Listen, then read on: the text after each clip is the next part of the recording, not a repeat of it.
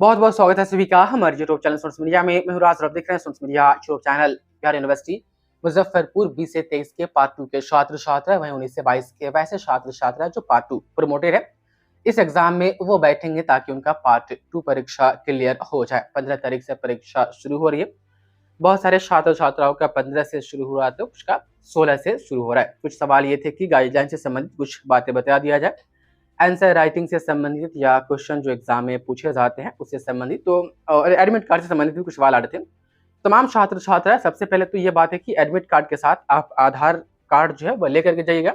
वही मार्कशीट वाली जो वीडियो आपने देखा है उसमें हो सकता है कहीं थोड़ा बदलाव होगा और आपको आधार नंबर लिखने के लिए ऑप्शन वहां पर दिया जाएगा, क्योंकि आज से लगभग 15 दिन पहले ये रिपोर्ट आया था कि जो भी परीक्षाएं अब बिहार विश्वविद्यालय में होगी, परीक्षा के समय या आपको एग्जामिनेशन फॉर्म फिलअप के समय आधार नंबर मांग लिया जाएगा और उस आधार नंबर को आपके तमाम मार्कशीट पर पब्लिश किया जाएगा ताकि इससे फर्जीवाड़ा से बचा जा सके। तो आधार कार्ड ले करके जाइएगा। यदि वहां पर नंबर भरने का ऑप्शन दिया जाएगा तो फिल कर दीजिएगा, वरना कोई बात नहीं है। लेकिन हाँ, एडमिट कार्ड के साथ आपका आधार नंबर आपके साथ रहना चाहिए। वैसे छात्र छात्रा जो इंपॉर्टेंट क्वेश्चन लिए हैं, तैयारी लगभग पूरी कर चुके होंगे। परीक्षा में जो सवाल आते हैं, एग्जैक्ट सवाल यदि नहीं आते हैं सेम टू सेम वही, तो उससे मिलता जुलता सवाल आपके परीक्षा में आ सकते हैं। तो तमाम छात्र छात्रा क्वेश्चन पढ़ने वाले या क्वेश्चन बैंक से भी जो छात्र छात्राएं पढ़ाई किए हैं, वो इस बात का ख्याल रखेंगे कि क्वेश्चन जो है एकदम से एग्जैक्ट वही पूछा जाता है तो बेहतर है, नहीं तो उससे मिलता जुलता भी क्वेश्चन लगे कि हाँ क्वेश्चन में घुमा करके सवाल पूछा गया है लेकिन सेंस हमारा वही निकल रहा है, तो आप आंसर जो कि वही आप वहां पर लिख देंगे। अब वही 32 से 34 पेज आपको परीक्षा में रहता है आंसर शीट में। वही ऑन एन एवरेज 5 से 6 पेज या 7 पेज आप एक क्वेश्चन का आंसर देने के लिए आपको ऑन एन एवरेज बांटा जाता है। लेकिन ध्यान रखिएगा, बहुत सारे छात्र छात्रा जो 3 घंटे का हमें समय दिया जाता है, उस बीच में जरूरी नहीं है कि हम हर जो कि क्वेश्चन का आंसर 6-6 पेज में दे या 5-5 पेज में, तो हम पूरा का पूरा लिख ही लेंगे। हमारी स्पीड किसी की ज़्यादा होती है, किसी की कम होती है, तो कोशिश कीजिएगा कि 5 से 6 पेज में हम पहला आंसर लिखें और पहला आंसर वो हमारा हो जो हमें अच्छे से पता हो, ताकि इंप्रेशन बने। क्वेश्चन नंबर 9, 10, 8 जो भी हो उनके आंसर, यदि हमको जो भी क्वेश्चन जिसका एग्जैक्ट आंसर हमें सही से ही पता है, उस पर पहले में थोड़ा मेहनत कीजिएगा और उसका आंसर पहले लिखिएगा, थोड़ी राइटिंग बना करके। बाकी आप जैसे जैसे आप आगे बढ़ते जाइएगा उसके हिसाब से आप टाइम के हिसाब से देख लीजिएगा कि हाँ राइटिंग बनाना है और 5 पेज भरना है, 6 पेज भरना है या 4 पेज ही भरना है, क्योंकि क्वेश्चन तो आपको छोड़ना नहीं है एक भी। भले आप किसी क्वेश्चन का आंसर 2 पेज में दे, लेकिन हाँ दीजिएगा जरूर, एक भी नहीं छोड़िएगा। ऐसा ना हो कि हाँ एक क्वेश्चन का आंसर हम 7 पेज में दे दिए, मालूम चला कि 5वां क्वेश्चन हम अटेम्प्ट करने जा रहे हैं तो उस वक्त हमारा टाइम खत्म हो गया और एग्जामिनर हमारा कॉपी छीन लिए। तो ऐसा भी नहीं करना है, टाइम का भी ख्याल रखना है। बस वही समय से पहले चले जाना है और जो आपको जो वहाँ पर रोल नंबर वगैरह सर्टिफिकेट मिलते हैं जो पार्ट 1 में आपका हुआ था, बस आपको अपना एडमिट कार्ड से रोल नंबर देख लेना है, किस रूम में है वहां पर जाकर के बैठ जाना है। उसके बाद से क्वेश्चन आपको मिलेगा तो क्वेश्चन में देख लीजिएगा जो ग्रुप सिस्टम होता है क्वेश्चन में कि कुछ सब्जेक्ट ऐसे होते हैं जहाँ पर ग्रुप सिस्टम से क्वेश्चन पूछा जाता है कि आपको 4 क्वेश्चन ग्रुप ए में दे देगा, 6 क्वेश्चन ग्रुप बी में दे देगा और कहेगा कि आप ग्रुप ए से 2 का आंसर कीजिए और जो है कि आप ग्रुप बी से 3 क्वेश्चन का आंसर कीजिए और इस तरह से आप 5 क्वेश्चन पूरा दीजिए। तो ग्रुप सिस्टम जहाँ पर भी होगा वहाँ पर जितना पूछा जाएगा कि इस ग्रुप से आप हमें 3 क्वेश्चन का आंसर देना ही है तो देना ही, आप हमको दीजिए, तो उसको फॉलो करना है। ऐसा नहीं कि हाँ ग्रुप ए में 4 क्वेश्चन वहाँ पर दिया हुआ है और इंस्ट्रक्शन में है कि नहीं 2 क्वेश्चन का आंसर देना है और आपको लगा कि नहीं यार हमको तो चारों का चारों आता है तो चारों यही लिख देते हैं, तो इससे आपका नंबर कट जाएगा, नंबर आपको नहीं मिलेगा। तो ध्यान रखना है इस बात का, ग्रुप सिस्टम यदि क्वेश्चन में आता है तो हम उसी को फॉलो करेंगे जहाँ पर जिसमें जो कि इंस्ट्रक्शन वहाँ पर दिया जाता है वहाँ पर। और एक चीज तमाम छात्र छात्रा, जब एग्जाम हो जाएगा उसके बाद से क्वेश्चन का जो फोटो है इस नंबर पर हमें भेज दीजिएगा। कुछ छात्र छात्रा इसलिए नहीं भेजते हैं कि क्वेश्चन पर जो है कि पेपर आईडी रहता है, पेपर कोड रहता है, पता नहीं सर क्या करेंगे। तो एक चीज मैं आपको बता दूं कि जो क्वेश्चन आईडी होता है, यदि पॉलिटिकल साइंस ऑनर्स का पेपर 3 हो रहा है तो पेपर 3 जो आपको मिलेगा और उस पर जो क्वेश्चन आईडी रहेगा, ये नहीं है कि हाँ आपका पर्सनल क्वेश्चन आईडी आपको एक मिला हुआ है और पॉलिटिकल साइंस ऑनर्स का दूसरा बच्चा बगल में बैठा हुआ है तो उसको क्वेश्चन आईडी या पेपर आईडी हम बोलते हैं उसका दूसरा होगा, नहीं। पॉलिटिकल साइंस ऑनर्स का कोई बच्चा एग्जाम दे रहा है पेपर 3 का, तो पेपर 3 में यदि 1000 बच्चा है तो हजारों बच्चा के क्वेश्चन सीट जो मिलेगा उस पर सेम ही क्वेश्चन आईडी होगा। यदि क्वेश्चन पेपर कोड जो होता है यदि कोड वहां पर इंगित है तो तमाम छात्र छात्राओं का मतलब कि एक सब्जेक्ट का किसी एक पेपर का क्वेश्चन आईडी या जो क्वेश्चन कोड या पेपर कोड होता है सभी का सेम रहता है। वो बदलता कब है? जब पेपर बदलते हैं, जैसे कि पेपर 3 का कुछ और होगा तो पेपर 4 का कुछ और हो जाएगा तो पेपर 4 में बदलेगा, या आपका सब्जेक्ट बदलता है कि आपने ऑनर्स की परीक्षा दे दी, उसके बाद से सब्जेक्ट कोई पेपर आप दिए या MIL दिए तो उस वक्त आपका पेपर आईडी या क्वेश्चन आईडी जो होता है, क्वेश्चन नंबर, क्वेश्चन कोड, वह बदल जाता है। बाकी सबका सेम ही रहता है। तो इस नंबर पर भेज दीजिएगा। हमको सिर्फ वो क्वेश्चन चाहिए, क्योंकि उसकी जरूरी हमें है। हमें देखना भी है कि कितना क्वेश्चन जो है कि इंपॉर्टेंट क्वेश्चन से आया, और उस क्वेश्चन से पार्ट 2 के लिए क्वेश्चन बैंक तैयार करना है, जो कि 21 से 24 वाले के लिए वो ट्रांसफर किए जाएंगे। तो ये सभी चीज़ है। और अटेंडेंस शीट बनाना ना भूलिएगा। OMR शीट पर किसी भी हालत में रजिस्ट्रेशन नंबर, रोल नंबर, ये 2 चीज़ें किसी भी हालत में गलती नहीं होनी चाहिए।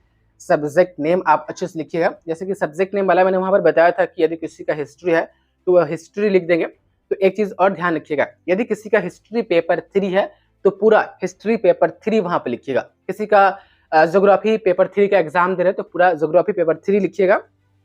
किसी का बिजनेस लॉ है तो सिर्फ बिजनेस लॉ लिख करके छोड़ दीजिए, क्योंकि बिजनेस लॉ पेपर 3 ही होता है, लिखना जरूरी नहीं है। किसी का स्पेशलाइज्ड अकाउंटिंग है तो वो सिर्फ उतना ही लिख के छोड़ सकते हैं, क्योंकि स्पेशलाइज्ड अकाउंटिंग पेपर 4 ही होता है, सब्सिडरी में ये नहीं आता है।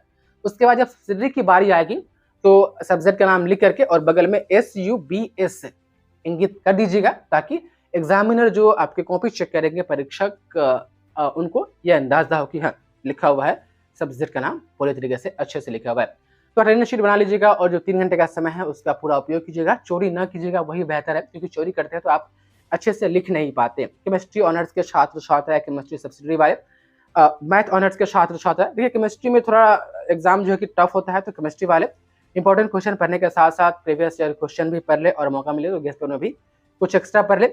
मैथ ऑनर्स के छात्र छात्रा जो इंपॉर्टेंट क्वेश्चन आपको मिला है उसमें सारा पैटर्न जो भी इंपॉर्टेंट क्वेश्चन में बताया गया है, जो न्यूमेरिकल सॉल्व करने वाला है, सारा पैटर्न आप याद रख लीजिएगा। उसी पैटर्न पर क्वेश्चन आपको एग्जाम में आएगा। थ्योरम वगैरह जो होता है वो आपको अलग आ सकता है या उसमें से पूछा जा सकता है, लेकिन हाँ जो न्यूमेरिकल क्वेश्चन का जो पैटर्न होगा बिल्कुल वही होगा, आप उस बात का ध्यान रखिएगा। उसके बाद अंग्रेजी ऑनर्स के छात्र छात्राएं और हिंदी ऑनर्स के छात्र छात्रा, जो आपको लाइन एक्सप्लेन करना होता है, जो कविता जो पोएम है उसको एक्सप्लेन करना होता है, उसका एक पूरा एक फॉर्मेट होता है। उस फॉर्मेट पर आप आंसर अटेम्प्ट करेंगे तो आपको नंबर अच्छे से मिलेगा। फॉर्मेट क्या होता है? This line have been taken from the poem या द ड्रामा या द नोवेल, वहां से लिया गया है। उसके बाद रिटन बाई जो है कि जो अदर का नाम, ऑथर का नाम होगा उनका, उसके बाद से उस लाइन के माध्यम से जो है कि वो क्या कहना चाहते हैं, उस लाइन में क्या एक्सप्लेन करना चाहते हैं। देखिए यदि आपको इसका एग्जैक्ट आंसर नहीं भी पता होगा, लेकिन आप ये फॉर्मेट लिखिएगा, अब फॉर्मेट को अच्छे से देखिएगा तो आपको गेस्ट पेपर में उसका मिल जाएगा किस तरीके से फॉर्मेट बना हुआ है। उस फॉर्मेट पर ही बैठाइएगा। आंसर आपको पता हो ना हो वो अलग बात है, लेकिन उस फॉर्मेट पर आप बैठाते हैं और 1-1.5 पेज लिख देते हैं तो आपको नंबर मिल जाएगा। उसके बाद से हिंदी ऑनर्स के छात्र छात्रा, जो आपको यह रहता है कि निम्नलिखित में से किसी 3 या 4 अवतरणों का अर्थ स्पष्ट कीजिए।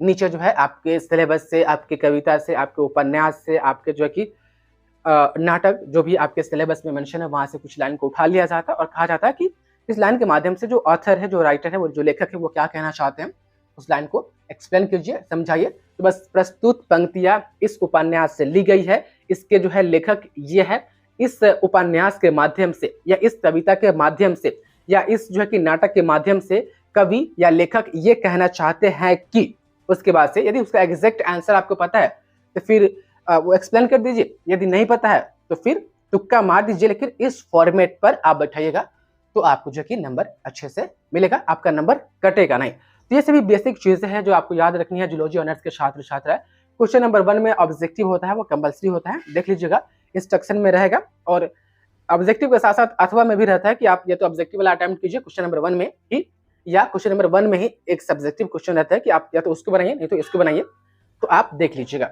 और अटेंडेंस शीट बनाना नहीं भूलिएगा, मैं बार बार आपको याद दिला रहा हूँ, क्योंकि इसी पर हाजिरी जो नहीं बन पाते जिसके कारण रिजल्ट वगैरह फंस जाते हैं, पेंडिंग हो जाते हैं, तो इस बात का ख्याल रखिएगा। चोरी वगैरह नहीं कीजिएगा तो बेहतर है। जो मन में आए, जो आपने पढ़ा है, या जो यदि पढ़ करके जाते हैं नहीं भी आता है तो ऐसा तो नहीं है कि हाँ आपके पास कुछ अनुभव नहीं है आपके सिलेबस का या आपके बुक का।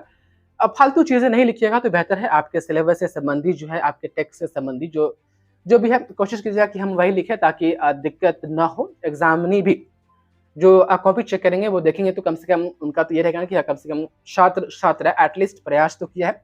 हाँ, इसके बारे में जानकारी नहीं है, लेकिन उन्होंने जो जानकारी फीड की है वो तो है उनके पास नॉलेज, तो उस बेस पर जो है कि नंबर कुछ दे दिया जाता है। अब तो फालतू चीजें लिखने से एग्जामिनर या जो परीक्षक होते हैं, जो कॉपी चेक करते हैं, वो इरिटेट हो जाते हैं। तो इस बात का भी ख्याल रखना है कि सामने वाला जब हमारा कॉपी चेक करे तो इरिटेट भी ना हो, भले हमें उस क्वेश्चन का आंसर नहीं भी आता हो तो हम उसका आंसर इस तरीके से अटेम्प्ट करें, जो भी चीजें लिखे वो थोड़ा इंप्रेसिव हो, इस बात का ख्याल रखिएगा। उसके बाद से कॉमर्स में स्पेशलाइज्ड अकाउंटिंग में जो है कि जो आपको प्रैक्टिकल क्वेश्चन जो पूछे जाते हैं, जो मैथ वाला क्वेश्चन होता है, कोशिश कीजिएगा कि कम से कम 2 बना दे। ठीक, 2 कम से कम बनाइएगा ताकि उनको भी लगे कि हाँ मैथ भी पढ़े हैं, छात्र है। बाकी सब तो बस वही थियरी वाले ही होती है, नॉन न्यूमेरिकल ही होता है। तो ये सभी चीज़ें हैं जो बेसिक चीज़ें जो बतानी ज़रूरी थी। बाकी आप लोग कल से जाइए, या आप 15 को देख रहे हैं एग्जाम के दिन ही इस वीडियो को, तो जाइए एग्जाम दीजिए और क्वेश्चन का फोटो जरूर भेज दीजिएगा। डर लगेगा कि पता नहीं क्या करेंगे मेरे क्वेश्चन के साथ, तो पेपर आईडी और जो क्वेश्चन कोड होगा उसको मिटा दीजिएगा, बाकी भेज दीजिएगा। बाकी आपको मुझे पूरा भरोसा है कि आपको इस चैनल पर पूरी भरोसा है, आप लोग इस चैनल को देखते हैं।